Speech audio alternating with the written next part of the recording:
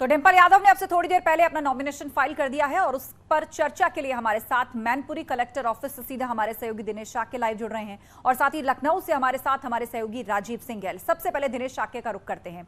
दिनेश, अखिलेश यादव ने press conference भी की है और उसमें कई तरह के सवाल उनसे पूछे गए। उनसे ये भी पूछा गया कि शिवपाल यादव क्यों नहीं आए, उनसे परिवार के अंदर एकता है या सबका आशीर्वाद मिल रहा है, वो भी सवाल पूछे गए।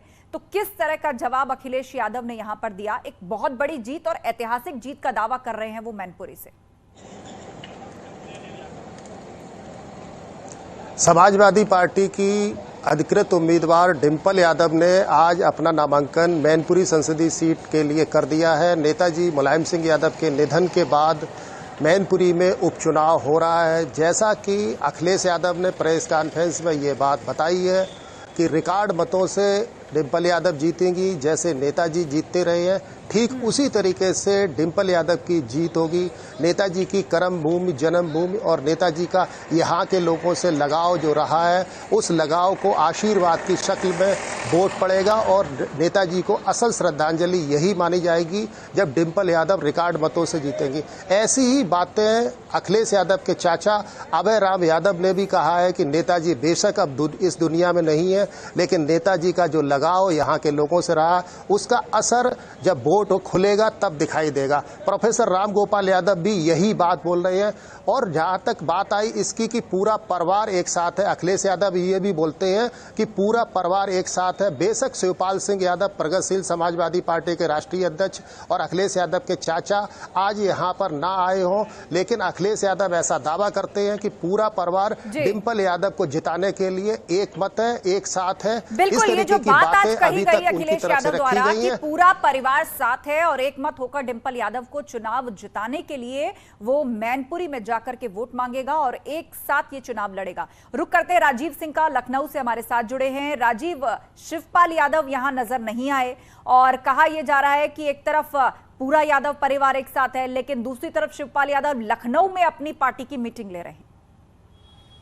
और देखिए, ये बात सच है कि जो मैनपुरी है वो समाजवादी पार्टी का गढ़ कहा जाता है और खासकर सपा संरक्षक मुलायम सिंह का गढ़ कहा जाता है, क्योंकि 1996 से लगातार या तो सपा संरक्षक मुलायम सिंह यादव उस सीट पर जीतते रहे या फिर जिसको उन्होंने कहा वो वहां से चुनाव जीता है। आज उनकी बहू उनके न रहने पर डिंपल यादव ने आज वहां से नामांकन किया है। भले ही शिवपाल यादव इस नामांकन में न पहुंचे हों, लेकिन जो समाजवादी पार्टी के मुखिया अखिलेश यादव ने डिंपल यादव को वहां से प्रत्याशी बनाकर ट्रम्प कार्ड चला है, वो शायद शिवपाल यादव के लिए भी एक विपरीत स्थिति पैदा करता है, क्योंकि डिंपल यादव का विरोध करना शायद शिवपाल यादव भी खुलकर नहीं चाहते और यही कारण है कि भले नाराजगी हो वो आज न पहुंचे हो। बताया ये भी जा रहा है कि कुछ तबीयत नासाज है, हालांकि वो पार्टी कार्यालय में मौजूद हैं और ये कहा जा रहा है कि बैठक कर रहे हैं। लेकिन आपने सुना कि अखिलेश यादव ने खुद कहा कि पूरा परिवार उनके साथ है और ये चुनाव समाजवादी पार्टी से ज्यादा कहीं ना कहीं मैनपुरी की जनता लड़ेगी, क्योंकि ये वो मौका होगा जब मैनपुरी के लोग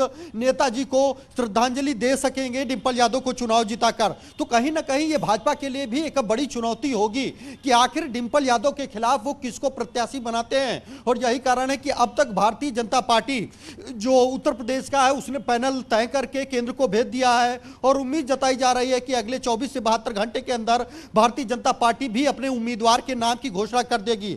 लेकिन जो नेताजी के निधन के बाद जो भावनाएं हैं, वहां की जो संवेदनाएं हैं, जो लोगों को उनके प्रति एक लगता है कि कहीं ना कहीं नेताजी के न रहने से जो उनको कमी खलती है, वो शायद उसके खिलाफ भारतीय जनता पार्टी को लड़ पाना भी एक बड़ी चुनौती होगा। देखना यह होगा कि जो जाति समीकरण है वो भी भारतीय जनता पार्टी के खिलाफ है। अगर वहां की बात करें तो 45% सिर्फ यादव मतदाता है और दूसरे नंबर पर जो सबसे बड़ी मतदाताओं की जाति है वो शाक्य है। और यही कारण है कि भारतीय जनता पार्टी आने वाले 24 से 72 घंटे में ये उम्मीद जताई जा रही है कि किसी शाक्य उम्मीदवार के नाम का ऐलान कर सकती है, क्योंकि वो ये चाहती है कि गैर यादव मतदाता, गैर मुस्लिम मतदाता के खिलाफ कोई ऐसी कैंडिडेट को उतारा जाए जो कड़ी चुनौती दे सके। और यही कारण है कि अगर बात की जाए तो 2014 में जब खुद नेता मुलायम सिंह यादव वहां से लड़े थे तो उनको 3,94,000 वोटों से जीत मिली थी। लेकिन जब 2019 में प्रेम सिंह साकी को उनके खिलाफ लड़ाया गया तो ये जीत का जो आंकड़ा था वो सिमटकर 94,000 तक रह गया। तो ऐसे में भारतीय जनता पार्टी एक बार फिर से सपा के गढ़ में सपा को घेरने का प्रयास करेगी, लेकिन उसको डिंपल यादव को हरा पाना एक भारतीय जनता पार्टी के लिए बड़ी चुनौती होगी। और यही कारण है कि लगातार भाजपा अपने प्रत्याशी के नाम पर मैनपुरी मंथन जो कर कि रही है। गढ़ सपा का कहा जाता है और वहां से एक बड़ी ऐतिहासिक जीत का दावा भी समाजवादी पार्टी कर रही है। रुक करते हैं दिनेश शाक्य का। दिनेश, मैनपुरी का अगर जातिगत समीकरण उठा के देखा जाए तो बीजेपी, जिस तरह राजीव जिक्र कर रहे थे, उसका फोकस है कि कोई गैर मुस्लिम या गैर यादव कैंडिडेट, कोई लोकल कैंडिडेट ऐसा उतारा जाए ताकि बाकी की जातियों को एकजुट करके अपना चक्रव्यूह रचा जा सके। तो भाजपा की तरफ से अभी किस तरह की सुगबुगाहट है? सपा की तरफ से नॉमिनेशन फाइल हो गया, पर भाजपा के कैंडिडेट को लेकर अभी भी पसोपेश की स्थिति बनी है। डिंपल यादव के नाम घोषित होने के बाद भारतीय जनता पार्टी इस बात पर चिंतन मंथन करने में जुटी हुई है। लगातार लखनऊ और दिल्ली में भारतीय जनता पार्टी के वरिष्ठ नेताओं के बीच में बैठकों का दौर चल रहा है और ऐसा कहा जा रहा है कि करीब 6 नामों पर चर्चाएं चल रही हैं, जिसमें मैनपुरी से विधायक और उत्तर प्रदेश के पर्यटन मंत्री जयवीर सिंह का नाम शामिल है। इटावा के 2 दफ़ा के पूर्व सांसद, 1 दफ़ा के एमएलए रघुराज सिंह साक का नाम चल रहा है। प्रेम सिंह साक जो पिछले दिनों 2019 में नेताजी के मुकाबले करीब 93-94 हज़ार वोटों से पराजित हो चुके हैं, उनका नाम चल रहा है। एक ममतेज साक का नाम भी चल रहा है। तो इस तरीके से करीब प्रदीप चौहान जो यहाँ के जिलाध्यक्ष हैं, उनका भी नाम चल रहा है।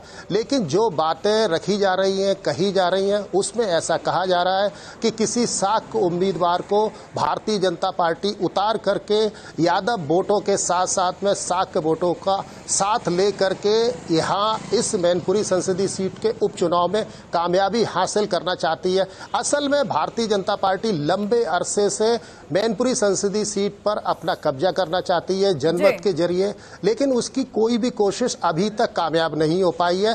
अब बात आती है कि नेताजी के जल्दबाजी होगी, लेकिन अपने अपने तरीके से जो सियासी पार्टियां वो अपना चुनावी चक्रव्यूह बिछा चुकी हैं और नेताजी की राजनीतिक विरासत को आगे बढ़ाने के लिए मैनपुरी से जो चेहरा सपा